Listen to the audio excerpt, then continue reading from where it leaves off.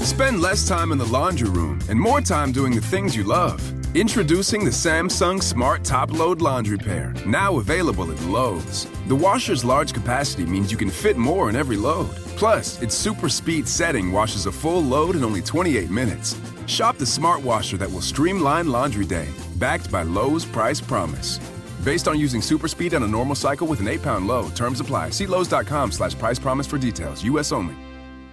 Hey, what's up, everyone? You find yourselves trying to get your Craig Mac on and put some brand new flavor in your ear? Well, funny you should mention that because we have a brand new show that you should check out. It is called Pod Sauce. It is your podcast discovery show. Everyone's always looking for a podcast recommendation. We got lots of them for you, from true crime to pop culture.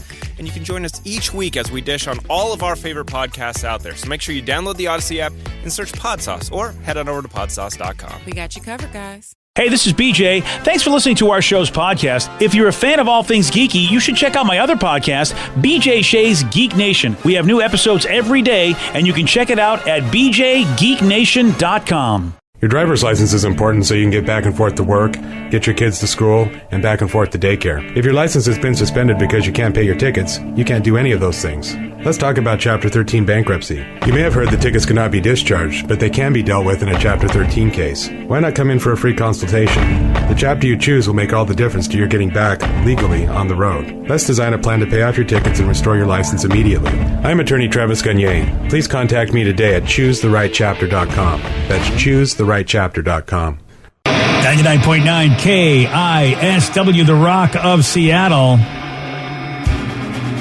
A full trailer for HBO Max's Friends reunion special dropped yesterday, and the special airs next week on May 27th. Vicky, excited?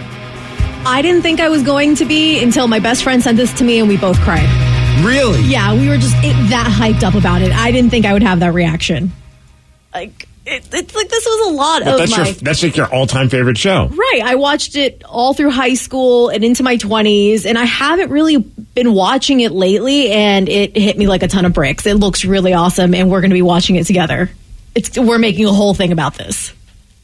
Oh, that's cool, man. You know, I mean, I get it. I was that way when the Seinfeld cast, we reunited on Curb Your Enthusiasm. I had the same, you know, it was the closest thing we were going to get to a Seinfeld reunion, and I thought that was pretty cool.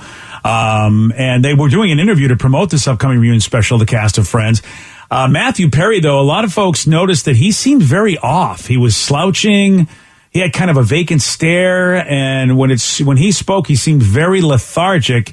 And here's a montage of the few times that Matthew did speak.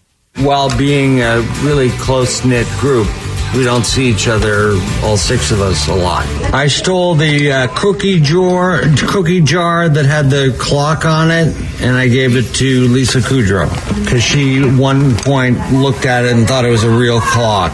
Like siblings, I would say. Yeah, really. Like siblings. Very supportive. There's very, very sexual. Yeah. Yeah. At the core. Yeah, at its core.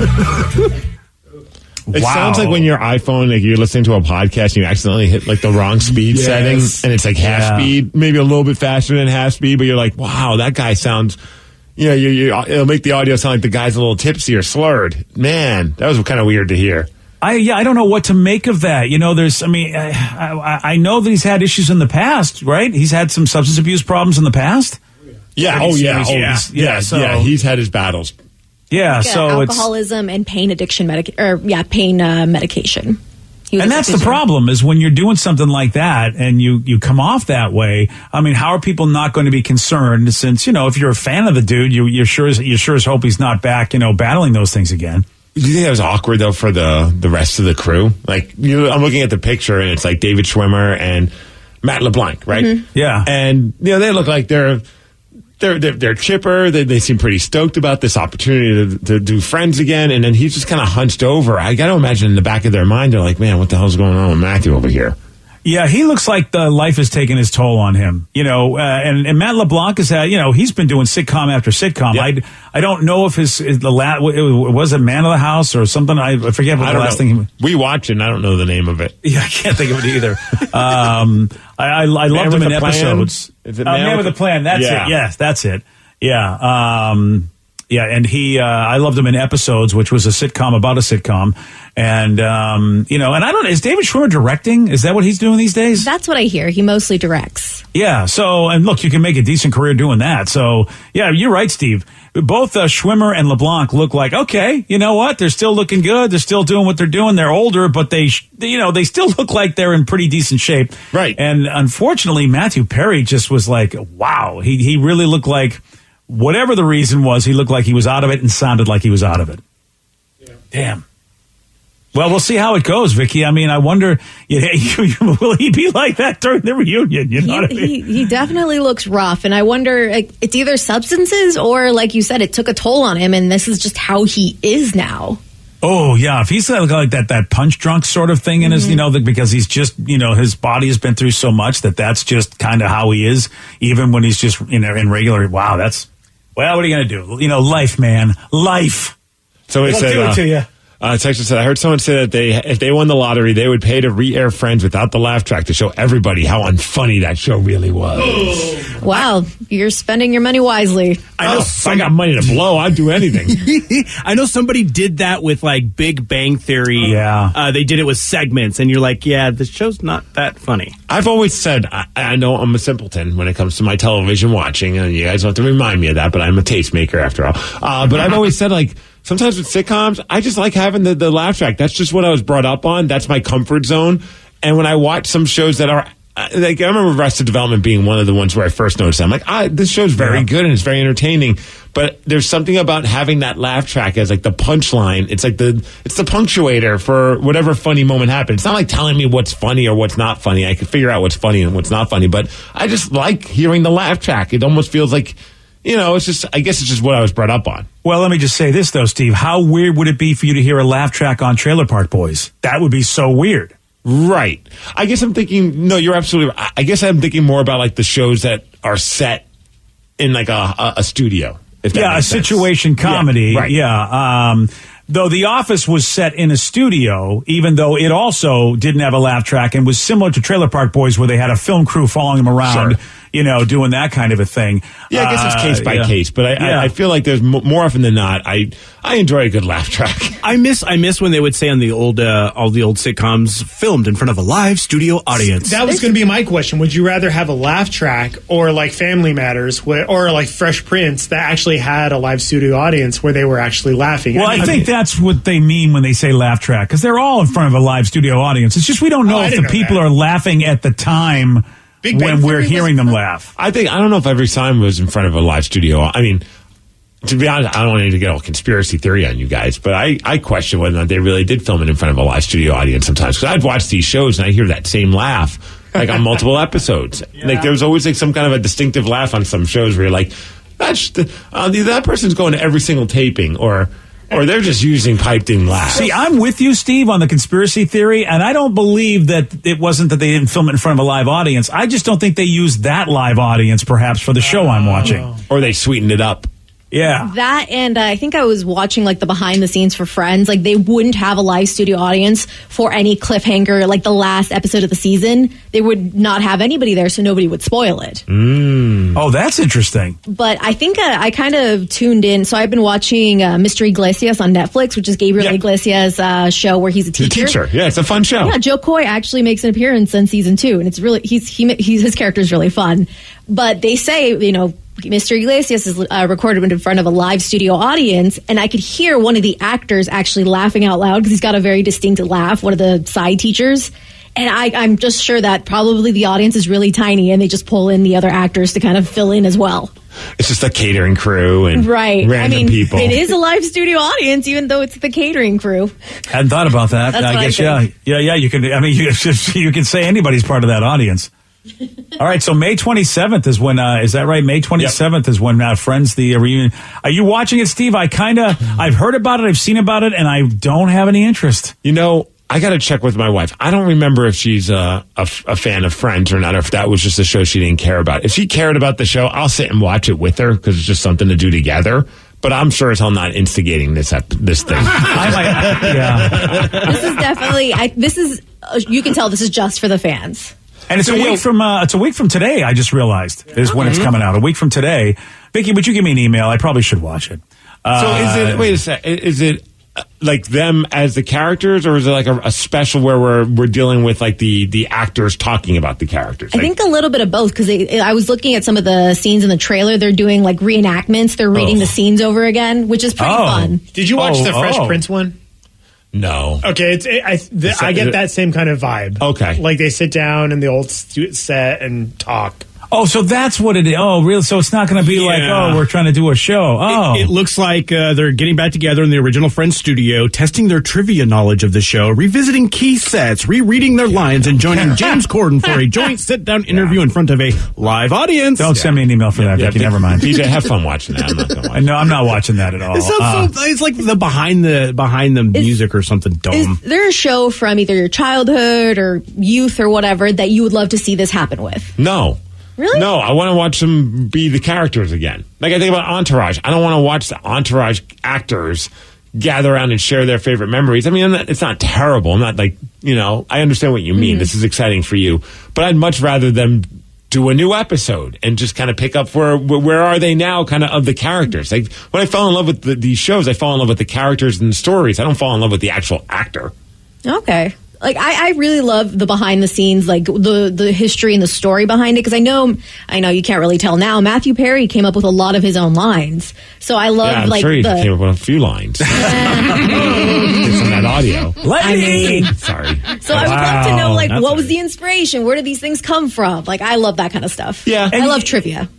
And I would be a complete also if I didn't say that's why I go to cons. I mean, a lot of the cons around my favorite shows, that's exactly what they do. They have panels and they do exactly what they're going to do on this Friends reunion. They talk about a lot of the inside stuff, and this is just like a panel at a con. So I'm actually a little more interested in now that you actually put it that way. Vicky's making it. She's selling it on all of us. All right, fine, right? I'm gonna watch it. I wasn't trying to. I'm just trying to watch it myself and not have you guys hate on me. No, fine. You're right. Yeah, and that's why I'm not going to hate on you for watching it, Vicky. I just was never that big of a fan. So, would you go to a Friends con, BJ? No. Would you go to a Star Trek con? Yes. I mean, because I love the show.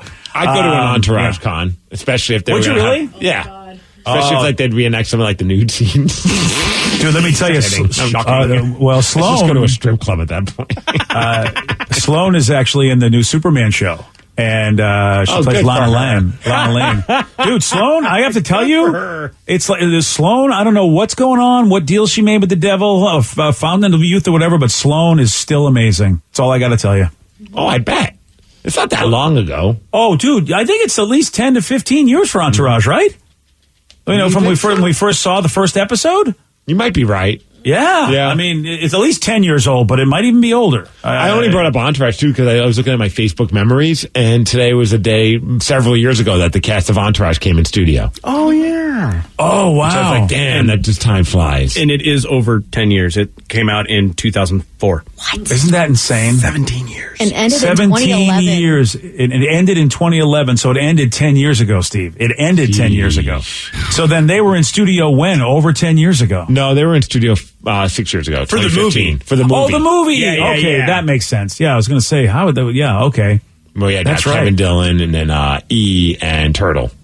I love how you real actor's real name. Kevin Connolly and what's Turtle's real name? I don't know. Something. Was it Turcotte? Come on. It starts with a J. Jerry Ferrara. Yeah, there we go. Yeah, I should have remembered that. Yeah, that's right. Yeah. And I think Kevin Dillon and then the actor. Yeah, really. And Kevin Dillon, I mean, drama's the guy that you go, yeah, he's the guy you'd want to say by his name. Who's Kevin Dillon again? But you remember E and Turtle, but no drama. Nice. Someone said Migs would watch a reunion of Babysitters too. Oh, for sure. Oh, that's a good point. Yeah. We got a guy that's on a very strange quest to have a beer with Adam Sandler that this guy originally turned down back in 1998. I'll tell you all about this at 8:17 on The Rock. BJ and Migs, mornings on The Rock, 99.9 KISW. Spend less time in the laundry room and more time doing the things you love. Introducing the Samsung Smart Top Load Laundry Pair, now available at Lowe's. The washer's large capacity means you can fit more in every load. Plus, its super speed setting washes a full load in only 28 minutes. Shop the smart washer that will streamline laundry day, backed by Lowe's Price Promise. Based on using super speed on a normal cycle with an 8-pound load, terms apply. See Lowe's.com/price promise for details. U.S. only. We all remember that one professor, the one everyone on campus had to take no matter what subject they taught because how much fun their class was. What if we told you there was a streaming service that had all those professors? One Day University has every must-have professor from the best colleges all across the country. One Day University, the most fun talks from the most fun professors. Available live and on demand. No homework, just the most fun you'll have while learning. Get a special offer at ondayu.com/odyssey. Have we figured out how to explain deja vu? How do chameleons do that thing they do? Do you really need to wash your blue jeans? Yeah, you do, but how often? Hey, my name's Mike Simpson. I've got a podcast about curiosities. It's called I've Got Questions. We go through my list of random stuff and yours. Please participate. Send me your questions. I'll find someone to answer them. We've talked about our true crime obsession, how grocery stores are tricking us, super secret flight attendant stuff. I've Got Questions. New episodes Thursdays on Odyssey or wherever you get your podcasts. 99.9 KISW, the Rock of Seattle. Over 20 years ago, there's a dude by the name of David Seth Cohen. He was 22 years old, working as a production assistant on Adam Sandler's movie Big Daddy. And Adam then invited him back to his apartment for a drink. But David said no. He was like, man, I'm still on the clock, can't do it. Right back to the apartment. In my head, I was like, oh, maybe go to a bar.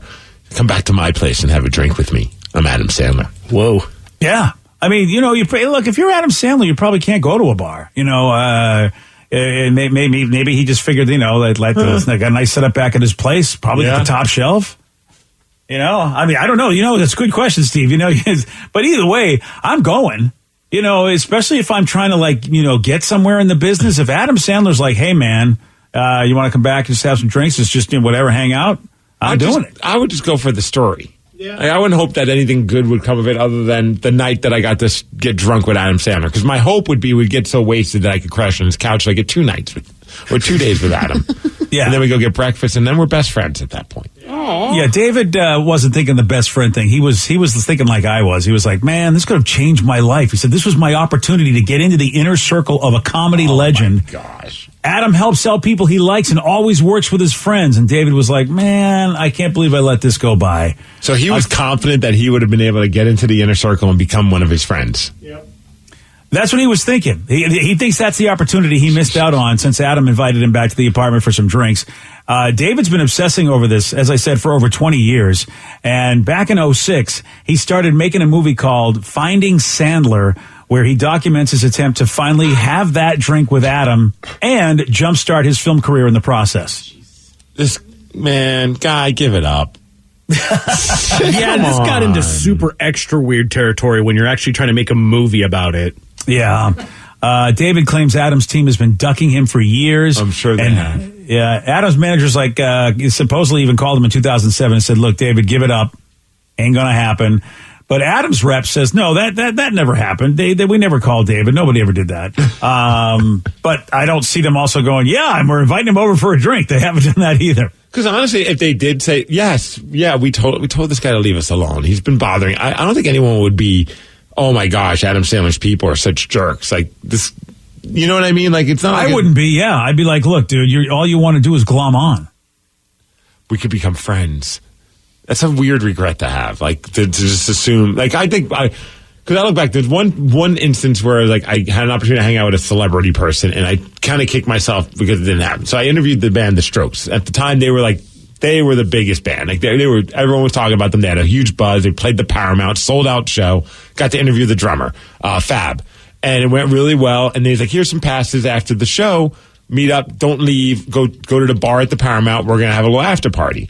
This is awesome. We're gonna talk drums. It's gonna be a great time." I was dating someone at the time. They got so wasted they fell off the stool, and the people at the Paramount kicked us out. Well, kicked her out, but of course, yeah, I'm like there, so I have to go. Well, Yeah. Dude. Hindsight. Now that you know that she's not the person of your dreams, you're probably. Hindsight. Yeah. Get home safe. I'll call you tomorrow. Yeah. And stay and get wasted with the Strokes. Yeah. Because that could have been I'm not saying, I could have been in their inner circle. For all I know, I'd be their drum tech. No, it would have been a fun night of drinking with one of my favorite bands, and I'd always be able to look back on that as a great. I mean, I still have a fun experience from it that we got kicked out of a party that the Strokes were having, but it would have been way cooler. Yeah. But I didn't think it was going to lead to something and I'm not going to make a movie tracking down Fab, the new movie by Steve Meigs. Sounds good. I have a lot of regrets like that, though, thinking that I missed out on opportunities. Not so much that they would do something for me, but that was a window or a door that I should have climbed through, should have gone through, and didn't. And feel like, man, because these are the moments that, sometimes that does happen. Like, and I mean, I will say this. Bob Rivers invited me to a movie way back in the day. This was back when nobody knew who the hell I was. I couldn't get a job in radio. I think I might have been sidekicking or something for another show. I can't remember, but I wasn't what I thought I would be. And there was no trajectory for me. I really just thought like that. I'm going nowhere. No hope in sight. No hope in sight. And then Bob Rivers says, hey, at a convention, comes up to me and goes, hey, I hear you're a Star Trek fan. You want to go to a movie?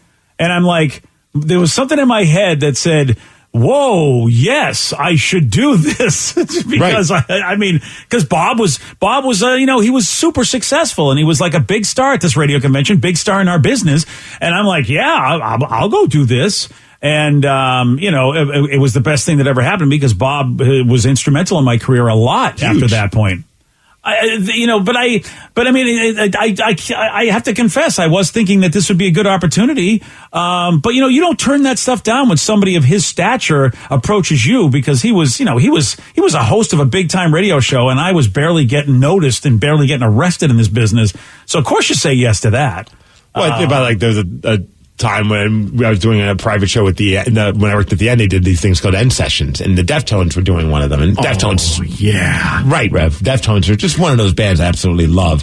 And they're like, oh, come to the back room to say hi to them. I'm like, sure. As soon as I walk in, one of the members, sadly, is it she? I think that was no longer with us. Just hands me a joint. But I was supposed to go back to work and do some more stuff. But here's one of my favorite bands. A member's just like, here. So I had this moment of dilemma, which didn't last very long as I grabbed the joints. Because in my head, I'm like, I can say now that I got the smoke pot with the Deftones. And had a really long, in-depth, passionate talk about the band Weezer with the singer of the Deftones, Chino. None of that would have happened had I just said, I'm good, I'm going to go back to work. I'm like, I'll do the work tomorrow. Screw it. This is one of those days. Nice.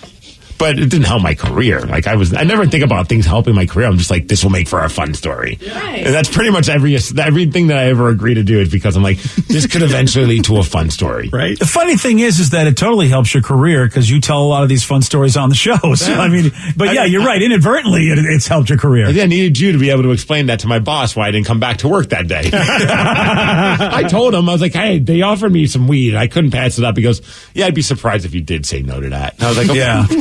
Well, at least the boss was somewhat understanding. Well, I think he had his vices, so you know what? Oh, well, we all had our things, BJ. Oh, that boss. Okay, then. Yeah. Oh, yeah. Does anyone else have things that they look back and they're like, oh, man, I should have taken that up, or you're glad you took it up? There was one occasion at Pain in the Grass, I think it was at the Gorge, where I think he was the band manager or something, but we were all relatively the same age. They're like, hey, come hang out with us. We want to hang out on the bus, but I was driving back to the hotel with BJ, so I couldn't. And I'm kind of curious, I've always wanted to party with a band.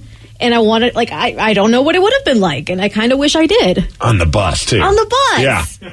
And I'm not saying that these guys are, super big or anything, but that would have been kind of a fun story. I totally partied with these guys on the bus, and I didn't. I played board games with BJ. Nice going. That's fun. It's just as debaucherous. Yeah. Oh, hey. We had a lot of snacks. And look at your career. Look at that. They didn't have snacks on the bus. Probably. Well, or at least not the kind you got at BJ. Oh, yeah. I think you there's a different kind of snack on that bus. You could have been one of the snacks on the bus, actually. That's probably what they were hoping. Yeah. And I ruined it, just like I ruined a lot of things for people. Dang. Sorry, Vic. What was that band? They were called something corporate? Yeah. And the singer went on to do his own solo thing, Andrew right? McMahon, yeah. Okay, so it was that band. Yeah. I got invited on their bus once, and this is forever ago, and they played the show at the Showbox. I'm like, sure, it was me and one of my coworkers. And we get on the bus, and they're just like, would you like to smoke out of this gravity bong thing? I was going to say, he really likes the weed. Boy. So you are so correct. So they have this crazy apparatus that's like, it plugs in. At the time, this was, I know nowadays things have like kind of advanced, but at the time, like, the most you'd be stoked if you came to a place that had a bong. We were doing knife hits and things or like rolling joints. Like, you didn't have like these cool gadgets that you could smoke weed out of. I'm like, yeah, sure. And like, be careful with this. I'm like, whatever. And so I take a hit, and within seconds, BJ, I could not. I had to hold on to the banister of the steps going out of the bus. And I'm holding on, and I'm looking at all of them, and I'm totally freaking out. And I just, and they're like, it was probably the singer guy that was laughing. He's like, I told you to take it easy. And I'm like, and I remember I just looked and go, you were right. And I just walked off the bus and left and just aimlessly walked around Seattle for hours because I was like, I don't even know what is. It was like, I couldn't be on the bus. I was like two in my head. I was like, I don't know these guys. They're going to mess with me. They're going to take me with, I don't know. Like, I was like paranoid. I was like, next thing you know, I'm like some weird slave to something corporate and I'm like, selling merch, unwillingly selling their merch. That's awesome. Wearing a GIMP mask. I like that. Steve the GIMP, everybody. That's funny you said that he's big into weed because it was very apparent. I had some friends that were friends with the band because they were every time they would go to Tucson. That's what they were known for. Is like they'll invite you on the bus and you nicest will not come guys off the bus. Yeah, yeah, they were the nice. That's probably their thing. Though. Yeah. Let's see who can hang. Yep, pretty much. I could not. You almost did though. Good for you. Yeah. Rev, any missed opportunities that you have regrets about? Regrets? Not necessarily the missed opportunities that I regret, but I'm really happy that I've spent time hanging out with Doug Benson. Just the fact that I've been able to do stuff like Doug Loves Movies from all of that and have some fun. And it's just because he loves Beat Migs, really, is what it came down to. Yeah, you've been asked back more than anybody in our show whenever Doug comes to town. Like, you're always like one of the celebrity people that he has to do one of his movie stuff, his trivia stuff. It's pretty awesome. Yeah, I love it. Yeah, and it was a rocky start with Doug Benson, but luckily we worked that out, and that's all due to him, because back in those days, if you were like 5 seconds late, I was pissed at you. That was just me.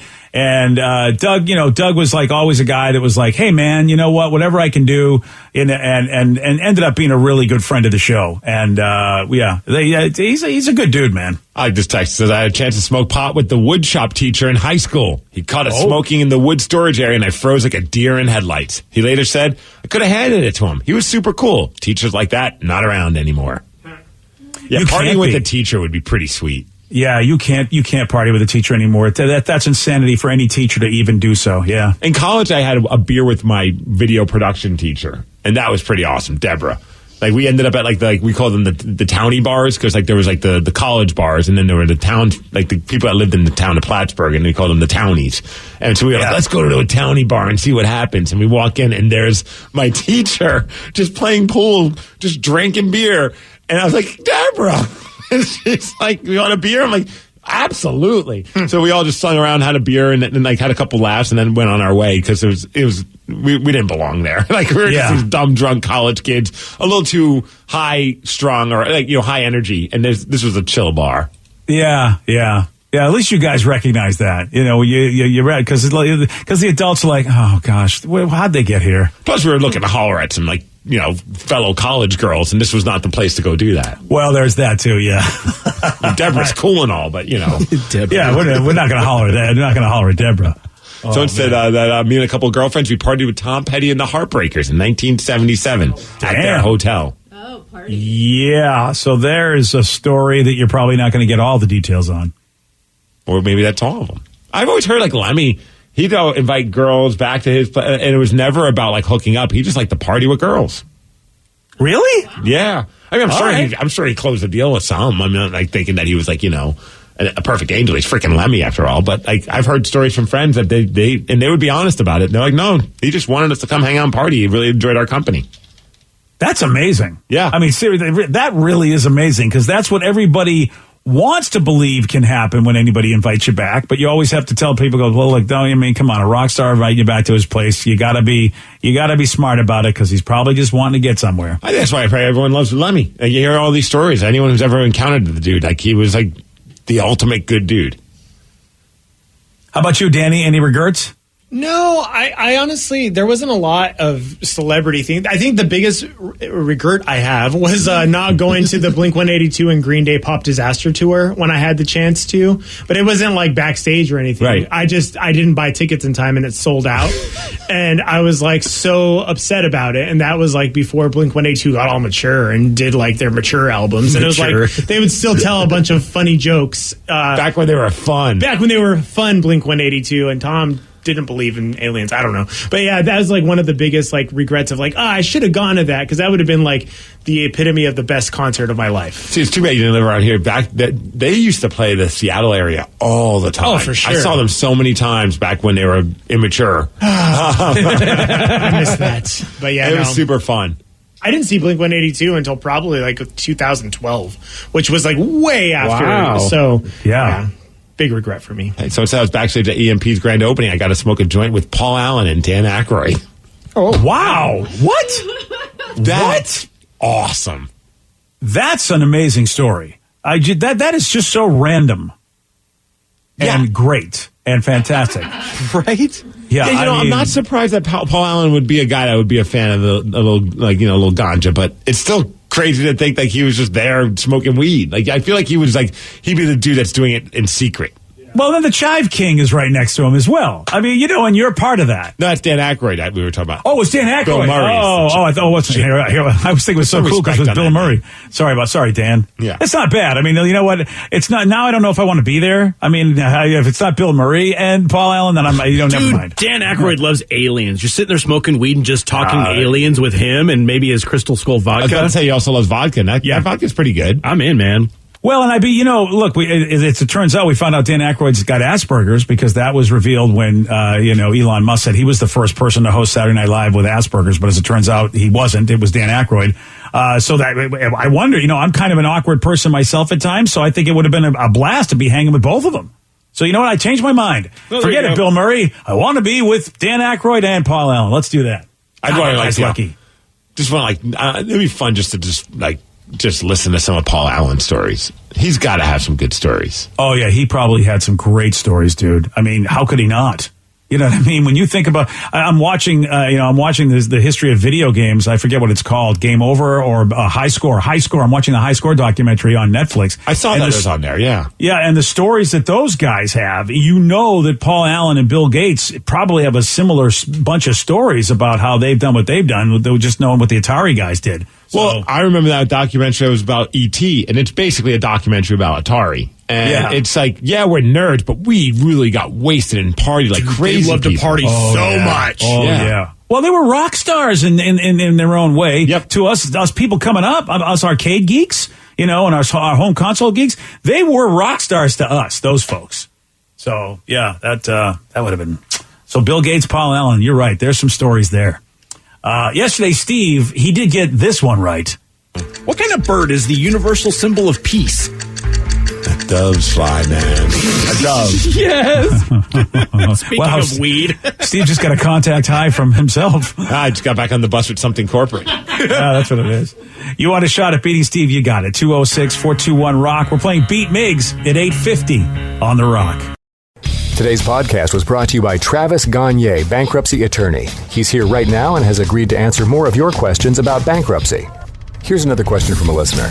I'm getting my wages garnished. Can bankruptcy help with that? Absolutely. One of the big reasons people file bankruptcy is because they have a judgment or a lawsuit against them, or their wages are getting garnished, and so they can't pay their other regular ongoing bills. People sometimes think that you can't file bankruptcy once they have a judgment against them or once a garnishment has started, and that's not true. Filing bankruptcy will immediately stop any garnishment that you have going, except for child support, and stop your creditors from continuing on with garnishments of your bank account, your wages, and in most cases will discharge that liability through the bankruptcy process. And we can file a bankruptcy case for you usually the day you come in. Thanks, Travis. If you have more questions about bankruptcy, you can reach out to Travis anytime at choosetherightchapter.com. That's choosetherightchapter.com. Thanks for listening.